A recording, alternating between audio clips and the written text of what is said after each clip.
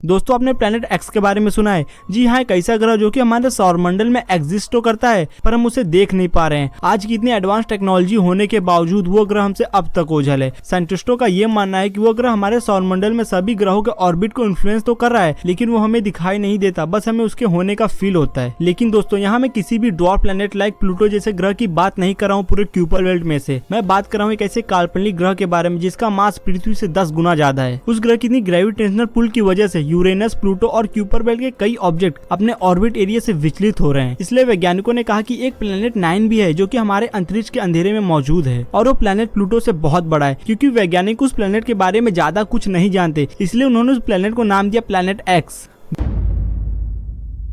दोस्तों planet x को जानने से पहले हमें ग्रहों के ऑर्बिट को समझना जरूरी है। मान लो हमारा ब्रह्मांड खाली है और इस खाली ब्रह्मांड में बस एक सूरज है और एक पृथ्वी है। यहाँ पर सूरज के ऑर्बिट में पृथ्वी घूम रही है। सिंपल है, इतना सबको पता है। तो इस केस में वैज्ञानिकों को सन के मास से आसानी से पता लग जाएगा कि पृथ्वी का ऑर्बिट क्या है और किस ऑर्बिट में पृथ्वी घूम रही है। और अब आगे मान लेते हैं कि इस पूरे सिस्टम में 2 और ग्रह हैं, जुपिटर और मार्स, जो कि अभी तक डिस्कवर नहीं हुए हैं। इन दोनों प्लेनेट से पृथ्वी का ऑर्बिट डिविएट होगा, जिससे कैलकुलेशन में फिट नहीं बैठेगा। न्यूटन के फिजिक्स से तुरंत पता लग जाएगा कि कोई और भी प्लेनेट है जिसे पृथ्वी का ऑर्बिट डिविएट हो रहा है। भले ही हमने जुपिटर और मार्स को डिस्कवर नहीं किया है, लेकिन हमें क्लियरली पता चल जाएगा कि और भी प्लेनेट हैं जो कि पृथ्वी के ऑर्बिट को विचलित कर रहे हैं। लेकिन दोस्तों यहाँ पर आपके दिमाग में एक कॉमन सा क्वेश्चन ये आ रहा होगा कि हमें कैसे पता चलता है कि कोई तीसरा प्लेनेट है जिसे हमने अभी तक डिस्कवर नहीं किया है और वो हमारी पृथ्वी या फिर कोई भी ग्रह के ऑर्बिट को डिविएट या विचलित कर रहा है। तो देखिए यहाँ पर मैं आपको बता दूं कि हर प्लेनेट का मास होता है और उसके साथ होती है उसकी ग्रेविटी। ग्रेविटी का रेंज इनफाइनाइट होता है, जिससे हम नहीं बता सकते कि ग्रेविटी का रेंज कितनी दूर तक है। इसी ग्रेविटी से एक ग्रह दूसरे ग्रह के ऑर्बिट को अफेक्ट करते हैं, जिससे हमें पता लगता है कि कोई और भी प्लेनेट है जो कि पृथ्वी या फिर कोई और भी ग्रह के ऑर्बिट को विचलित कर रहे हैं। इसी फॉर्मूले से वैज्ञानिकों को शक होता है कि कोई तीसरा भी ग्रह है जिसे हमने अभी तक डिस्कवर नहीं किया है। फिर क्या वैज्ञानिक उस बेनाम ग्रह की खोज में लग जाते हैं। तो अब वापस आते हैं अपने प्लेनेट एक्स पर। कई साइंटिस्ट इस प्लेनेट एक्स के एग्जिस्टेंस को मानते हैं, कई साइंटिस्ट इसको नहीं मानते। ये बहुत डिबेट का मुद्दा रहा है पिछले कई सालों से और अब तक। बेसिकली इस कहानी की शुरुआत हुई थी 1846 से, जब नेपच्यून ग्रह की खोज हुई थी। जैसे नेपच्यून की खोज हुई तब से कई एस्ट्रोनॉमर ने ये सोचा कि क्या नेपच्यून के आगे भी कोई ग्रह है, अगर है तो हमें उसे खोजना चाहिए। फिर क्या कई एस्ट्रोनॉमर उस 9वें ग्रह की खोज में लग गए। उन्हीं एस्ट्रोनॉमर में से एक अमेरिकन एस्ट्रोनॉमर थे जिनका नाम था पर्सिवल लॉवेल। पर्सिवल लॉवेल अपनी ऑब्जर्वेटरी से हर रोज अंतरिक्ष के मूवमेंट पे नजर रखे हुए थे। ऐसे ही एक दिन ऑब्जर्व करते करते उन्होंने एक बात नोटिस की कि यूरेनस और नेपच्यून की ऑर्बिटल स्पीड जो उन्होंने कैलकुलेट की थी, उस कैलकुलेशन पर उन दोनों ग्रहों की ऑर्बिटल स्पीड मैच नहीं कर रही थी या फिर कम थी। उन्हें ऐसा लगा कि कोई तीसरा ग्रह इन दोनों ग्रहों के ऑर्बिट से उन्हें अपनी ओर खींच रहा है और ये एकदम रियल फील हो रहा था।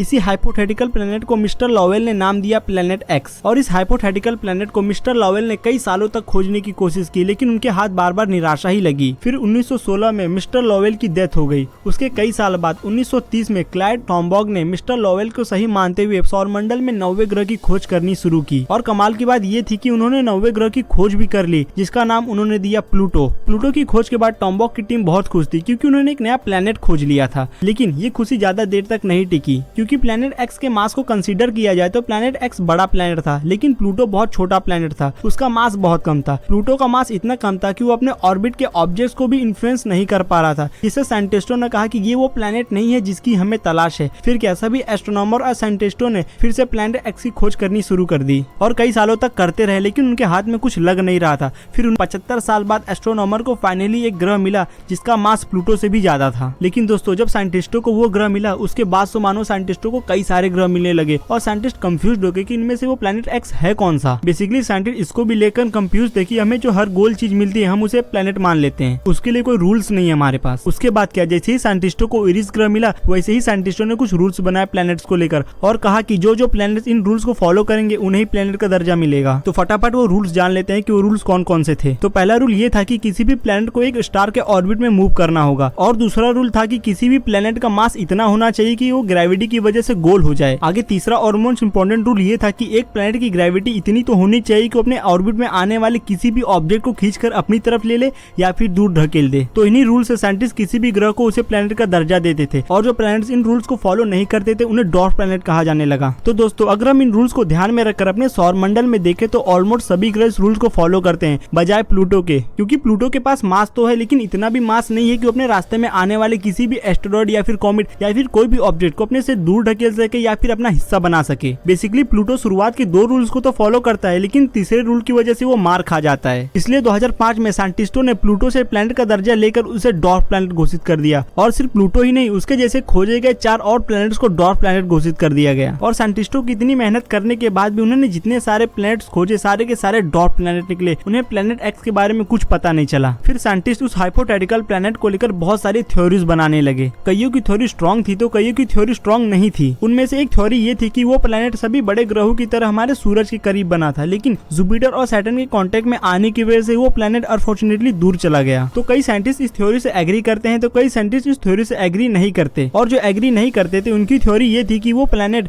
एक बड़े से तारा मंडल में एक बड़े से स्टार के अराउंड रिवॉल्व कर रहा था, लेकिन दोनों तारा मंडलों के टकराने की वजह से वो प्लैनेट हमारे सौर मंडल में आ गया। आगे तीसरी थ्योरी बहुत ही इंटरेस्टिंग है। वो थ्योरी थी कि प्लैनेट एक्स एक रॉक प्लैनेट था। रॉक प्लैनेट का मतलब होता है एक गुमनाम ग्रह या फिर एक भटकता ग्रह, और एक ग्रह ऐसे ही भटकते भटकते सन की ग्रेविटी के रेंज में आ गया और सन के ऑर्बिट का हिस्सा बन गया। और ऐसे ही 3 नहीं बहुत सारी थ्योरीज है और सभी थ्योरीज अपनी जगह पे बहुत स्ट्रॉन्ग है, लेकिन इनके एक्सप्लेनेशन पे ही सवाल उठते रहे हैं। इसी को देखते हुए इतना कुछ होने के बाद एस्ट्रोनॉमर और साइंटिस्टों ने मान लिया कि प्लैनेट एक्स एक हमारा वहम है और बस हमारा हाइपोथेटिकल थिंकिंग है। लेकिन 2015 में एस्ट्रोनॉमर माइकल ब्राउन ने ऑब्जर्व करते करते ये बताया कि नेपच्यून के पास एक विस्तृत सी ग्रेविटी मौजूद है, जिसे कई कॉमेट, एस्ट्रोइड और कई सारे ऑब्जेक्ट जो कि हमारे सौरमंडल के क्यूपर बेल्ट में अलग किस्म के ऑर्बिट में घूमते हैं, उनका ऑर्बिटल वे बार बार डिसबैलेंस हो रहा था। लेकिन जब हम उस अजीब सी ग्रेविटी को ध्यान में रखकर अपने इतने एडवांस टेलीस्कोप से उस प्लैनेट को खोजने की कोशिश करते हैं तो हमें उसका अंश तक नहीं दिखाई देता। तो आप लोगों को क्या लगता है, क्या प्लैनेट एक्स सच में भी है या फिर बस हमारा एक हाइपोथेटिकल थिंकिंग है? मुझे कमेंट में जरूर बताना। तो फिलहाल आज के वीडियो में बस इतना ही। मैं मिलूंगा आगे और भी इंफॉर्मेटिव वीडियोस के साथ। अपना कीमती वक्त मुझे देने के लिए धन्यवाद। So till then bye.